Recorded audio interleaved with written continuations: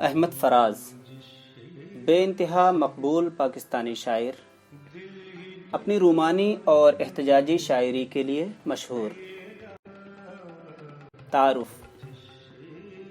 1931 to 2008۔ Ahmad فراز کا شمار عالمی سطح کے شہرت یافتہ ادباء و شعراء میں ہوتا ہے۔ انہوں نے اپنے شعری سرمایہ کی بدولت نہ صرف ملکی بلکہ بین الاقوامی سطح پر بھی اپنی تخلیقی صلاحیتوں کا لوہا منوایا ہے۔ ان کی شاعری مختلف رنگوں سے مل کر تخلیق پاتی ہے۔ ان کا شمار غزل اور نظم کے بہترین شعراء میں ہوتا ہے۔ وہ اردو دنیا کی جانی پہچانی ادبی شخصیت ہیں اور انہوں نے اپنی شاعری کے ذریعے میر و غالب کی روایت قائم رکھنے کی کوشش کی۔ حالات زندگی۔ احمد فراز 12 جنوری 1931 کو صوبہ سرحد میں واقع نوشہرہ یعنی پشاور میں پیدا ہوئے۔ احمد فراز کا تعلق کوہاٹ کے ایک معروف اور کثیر التعداد خانوادہ خیل سے تھا، جو ایک معزز سید خاندان سمجھا جاتا ہے۔ ان کے آباء و اجداد میں حاجی بہادر نامی ایک صوفی منش بزرگ گزرے تھے۔ آپ کے پردادا کا مزار کوہاٹ شہر کے وسط میں آج بھی خاص و عام کی زیارت گاہ ہے اور اس سے متصل آبائی قبرستان ہے، جس میں صرف آپ کے گھرانے کے لوگ مدفون ہیں۔ احمد فراز نے ادبی ماحول میں آنکھیں کھولیں۔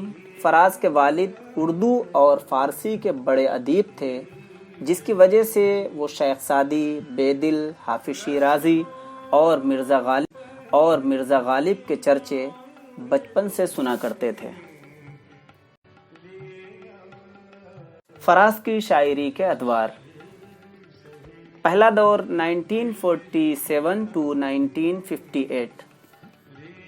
فراز کی شاعری کا پہلا دور 1947 سے 1958 تک بنتا ہے۔ اس دور میں احمد فراز کا پہلا شعری مجموعہ تنہا منظر عام پر آیا۔ اس مجموعے کی اشاعت نے احمد فراز کے سنہرے دور کا آغاز کیا۔ دوسرا دور 1958 to 1972۔ اس دور میں احمد فراز کے 3 شعری مجموعے یعنی درد آشوب، نایاف اور شبخون منظر عام پر آئے۔ اس دور میں فراز قومی اور عالمی دونوں سطح پر شہرت حاصل کر چکے تھے اور ہر خاص و عام ان کی شاعرانہ قد و قامت سے واقف ہو چکا تھا۔ تیسرا دور 1973 to 1976۔ اس دور میں احمد فراز کے 2 مجموعے یعنی میرے خواب ریزہ ریزہ اور جانا جانا منظر عام پر آئے۔ اس دور میں احمد فراز تقسیم بنگال سے پیدا شدہ اور ملک میں لگنے والے مارشل لا کے حوالے سے شعر کہتے نظر آتے ہیں۔ علاوہ ازیں اس دور میں سیاستدانوں کی غلط پالیسیوں کی وجہ سے پاکستان جس قسم کے بگاڑ کا شکار رہا، فراز نے ان کے خلاف احتجاج اور مزاحمتی رد عمل کا بھرپور اظہار کیا ہے۔ چوتھا دور 1977 to 1988۔ اس دور میں فراز کے 3 شعری مجموعے یعنی بے آواز گلی کوچوں میں، نابینا شہر میں آئینہ اور پسنداز موسم شائع ہوئے۔ اس دور میں احمد فراز نے جنرل ضیاء الرحمن مارشل لا کے خلاف شدت سے آواز اٹھائی ہے۔ پانچواں دور 1989 to 1999۔ اس دور میں فراز کے 2 شعری مجموعے یعنی غزل بہانہ کروں اور خواب گل پریشاں ہیں منظر عام پر آئے۔ فراز کی شاعری کا یہ وہ دور ہے جب پاکستان میں ایک طویل آمریت کا دور گزرنے کے بعد جمہوریت بحال ہوئی اور پاکستان پیپلز پارٹی کی حکومت برسر اقتدار آئی۔ چھٹا یعنی آخری دور 2000 to 2007۔ احمد فراز کی شاعری کا آخری دور 2000 سے لے کر 2007 تک بنتا ہے۔ اس دور میں ان کا سب سے عمدہ اور آخری شعری مجموعہ اے عشق جنوں پیشہ منظر عام پر آتا ہے۔ اس دور میں جہاں احمد فراز جنرل پرویز مشرف کی ڈکٹیٹرشپ کے خلاف مزاحمت کرتے نظر آتے ہیں، وہیں اس دور کی شاعری میں عشق جلوے بھی پورے آب و تاب کے ساتھ دیکھنے کو ملتے ہیں۔ فراز کے شعری مجموعے۔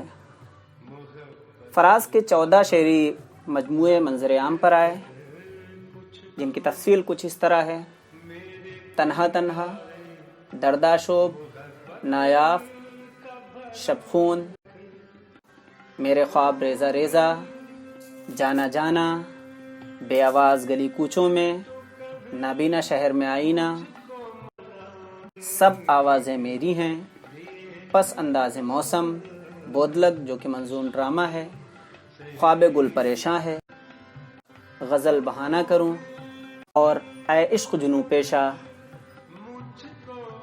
شہر سخن آراستہ ہے کے نام سے فراز کے مجموعے کا کلیات بھی منظر عام پر آ چکا ہے۔